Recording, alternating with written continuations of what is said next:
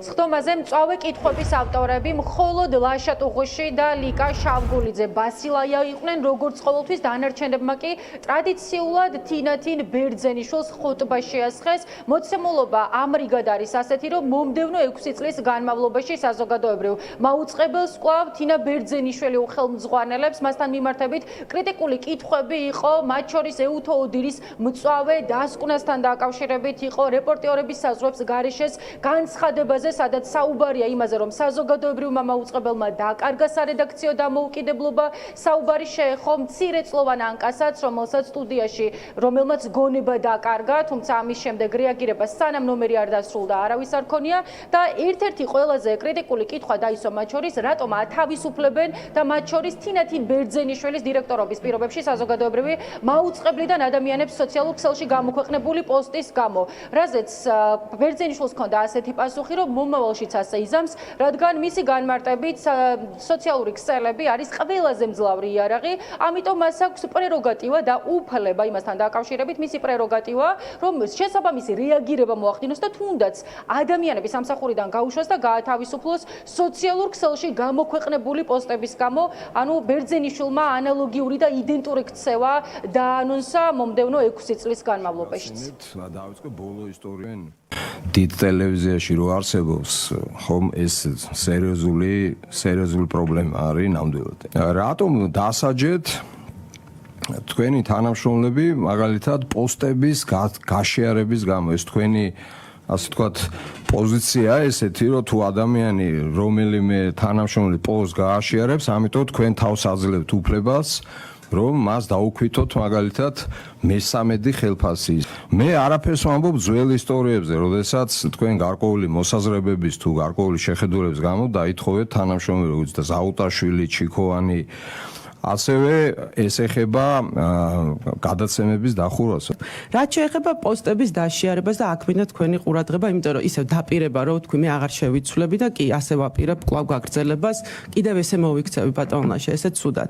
ჩვენი მიუკერძოებლობა, მათ შორის დაშიარებული პოსტი სოციალური მედია არ არის სივრცე. ეს არის ყველაზე მძლავრი საინფორმაციო საშუალება, რომელიც ყველანაირი კვლევით, ყველანაირი სტატისტიკით იმაზე ძლიერია, ვიდრე ჩემდა სამწუხაროდ პირველი რომელიმე სხვა ტელეარხი. ეს ნიშნავს იმას, რომ ჩვენი ჟურნალისტები, როდესაც მიდიან გადაღებაზე ნებისმიერი პოლიტიკური შეხედულების აზრის მიმართ, მათი გამოხატული პოსტი ნიშნავს უკვე პოზიციას, რაც საზოგადოებრივი მაუწყებლის მიკერძოებულობას დიახ აყენებს ჩრდილს. უფრო მეტიც თან ისეთი ინდულგენცია გადაცემის წამყვანი ვარ არ არსებობს. გადაცემა იხსნება, იხურება, აქ შეფასების კრიტერიუმი, ეს შეფასების კრიტერიუმი არის დირექტორთა საბჭო და სამხატვრო საბჭო, რომელიც ბევრ შეიძლება არ მოწონდეს, მაგრამ ესეთი არსებობს.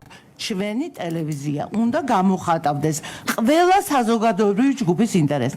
რატომ არ იწევთ ამ 2 წლის განმავლობაში არც ერთხელ ეთერში, არც ერთ გადაცემის ფორმატში არ იქნა მიწვეული სინდისის პატიმრების ოჯახის წევრები, მშობლები და ასე შემდეგ. რატო უნდა უხდებოდეთ ადამიანებს ამ სიცხეში?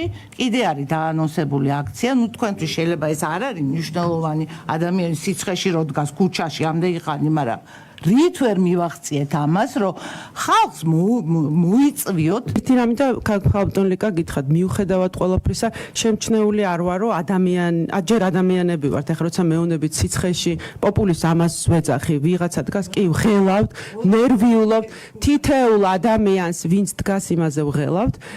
რა თქმა უნდა, თუმცა არსებობს ბოლო კითხვასაც ვაერთიანებ, საზოგადოებრივ მაუწყებელს აქვს თავისი სარედაქციო პოლიტიკა და დირექტორი უნდა ერეოდეს თუ არა სარედაქციო პოლიტიკაში, ამაზეც თუ საჭიროა მომდევნო 6 წელი კიდევ ვიმსჯელოთ. ზუსტად იციან პროდიუსერებმა, ხელმძღვანელებმა ეს იერარქია იმისთვის გვაქვს, ვინ მოიწვიონ, რატომ მოიწვიონ, რა დროს მოიწვიონ, როგორ გააშუქონ. როგორც კი გენერალური დირექტორი დაიწყებს ყოველდღიურად ამ საქმიანობაში ჩარევას, ის დირექტორი მე მგონია, რომ უნდა დაითხოვოთ. მე შეცვლას არ ვაპირებ, გადაცემის წამყვანობა ინდულგენცია არ არის, ეს არის მცირე ფრაგმენტები თინათინ ბერძენიშვილის განცხადებებიდან და კითხვებზე პასუხებიდან, უნდა ველოდოთ თუ არა რეპრესიების ახალ ტალღას საზოგადოებრივ მაუწყებელში იმ თანამშრომლების წინააღმდეგ, რომლებმაც შესაძლოა გაბედონ და დაუპირისპირდნენ ან განსხვავებული აზრი გამოხატონ ეს დროის საკითხია და მომავალში გაირკვევა, მანამდე კი ნახსენები არიან, მათ შორის სინდისის პატიმრების ოჯახის წევრები და აქვე შეგახსენებთ, რომ მათ დაანონსეს ასევე 24 საათიანი პროტესტი იმ შემთხვევაში, თუ კი საზოგადოებრივ მაუწყებელზე არ დაეთმობათ ეთერი იმისთვის, რათა საკუთარ შვილებსა და ოჯახის წევრებზე ისაუბრონ და შეუთვალეს თინათინ ბერძენიშვილს, რომ ახლა მაინც მეორე ბადის პირობებში მისცეს საზოგადოებას იმის საშუალება, რომ ორმაგი სტანდარტების გარეშე მოისმინოს დაბალანსებული ინფორმაცია სინდისის და პოლიტიკურ პატიმრებთან დაკავშირებით.